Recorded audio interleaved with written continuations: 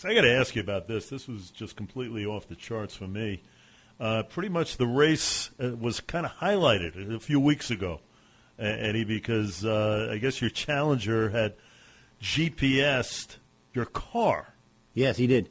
Pretty outrageous. A little bit about that. Pretty outrageous, actually, and it really it came about to me. We became aware of it August 1st when my opponent's attorneys actually submitted the GPS data in evidence.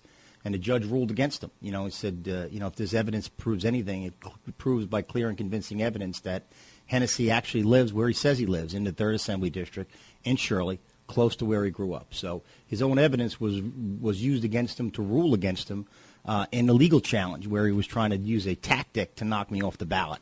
And that's all he's up to, his tactics. But his tactics on the GPS actually started months earlier in this radio station when he was on one of your colleagues' stations talking about my family life and how my wife lives in a separate residence from me and my children live separately, and he created that as his legal basis, I guess, for his outrageous tactic to invade my family's privacy, put a GPS tracking device with a private investigator on my vehicle. So when we go out and spend family time together, go to dinners, go to one of his children's school events, musical events, and these guys were tracking me, and they were tracking the family, and the surveillance on the family to determine which car they were going to track was documented. That was in the court records. So, I mean, it's just when you talk about political corruption, we need to start right here, right now, in Brookhaven Town with these type of campaign tactics. It's used to intimidate and suppress political challenges and discourage people from challenge certain people that engage in these type of outrageous conduct. How did you figure it out? How did you figure out you had one of these devices going? Well, I didn't have to figure it out. They presented the evidence. They had the evidence.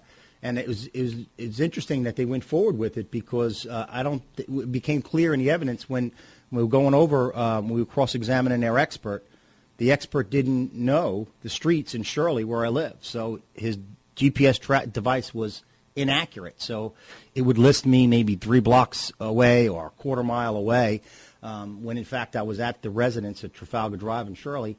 And they didn't know it because none of them know the area, including my opponent, Dean Murray. So that's, as a local person that's been a member of the community for my whole life, other than when I was going to college and starting my professional career. Been a resident of the South Shore for 40 years.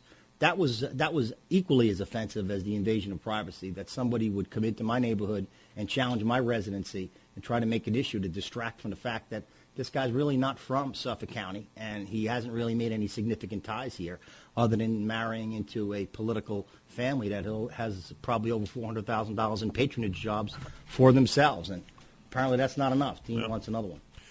We're talking with Ed Hennessy of the 3rd District, Assemblyman he is, as he advised to keep his spot in the general election less than a month away now. So not only do you have to worry about GPS devices, normally you would think for gangsters, politicians, I guess, get them as well.